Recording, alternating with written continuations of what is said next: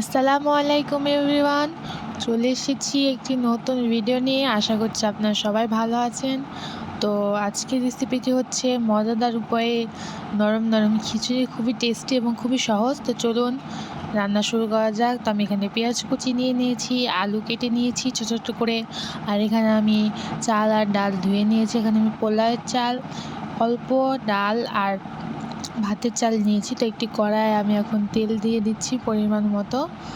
তেলটা গরম হয়ে গেলে এর মধ্যে এক এক করে আমরা উপকরণ দিয়ে দেবো। তো তেল গরম হয়ে গেছে, এখন আমরা এর মধ্যে মশলা দিয়ে দিচ্ছি তেজপাতা, এলাচ, দারচিনি। তো এটাকে একটু ভেজে নেব। দিয়ে এখন আমরা এর মধ্যে পেঁয়াজ কুচিগুলো দিয়ে দিব। পেঁয়াজ কুচিগুলো দিয়ে ভালো মতো নেড়ে চেড়ে পেঁয়াজটা লাল হওয়া পর্যন্ত অপেক্ষা করব। পেঁয়াজটা লাল হয়ে আসলে তারপর আমরা এর মধ্যে এক এক করে মশলা দিয়ে দেবো। এই উপায়ে আপনারা যদি বাসাতে রান্না করেন, ছোট থেকে বড় সবাই খুবই পছন্দ করবে। তো এটা আমাদের পেঁয়াজটা লাল হয়ে এসেছে, এখন আমরা এর মধ্যে 2 চামচ পরিমাণ আদা রসুন বাটা দিয়ে দিব। তারপর দিয়ে দিয়েছি 2 চামচ পরিমাণ লবণ। এখন দিয়ে দেবো 1 চামচ পরিমাণে হলুদ।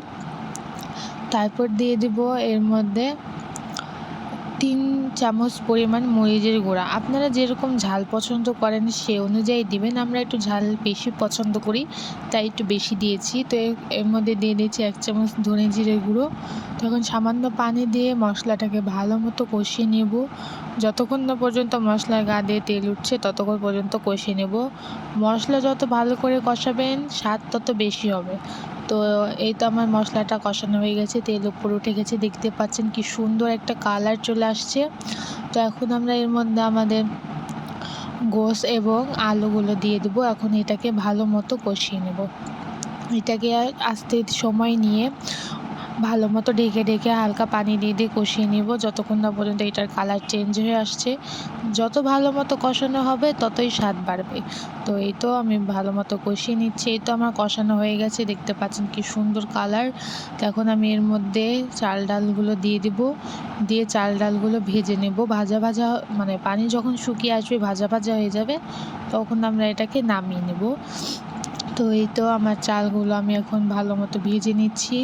এখানে চুলার আঁচটাকে কম রাখতে হবে, তা না হলে নিচে লেগে যাবে। তো এই তো আমার চালগুলো ভাজা হয়ে গেছে, এখন আমরা এটা নামিয়ে নিব।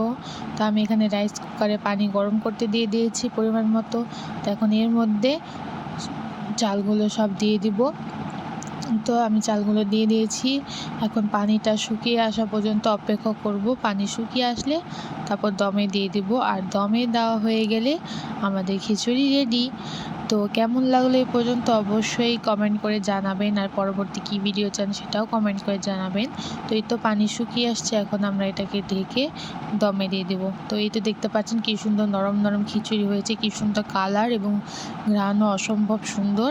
তো কেমন লাগলো অবশ্যই কমেন্ট করে জানাবেন। পরবর্তী ভিডিওতে দেখা হবে। ভালো থাকবেন। আল্লাহ হাফেজ।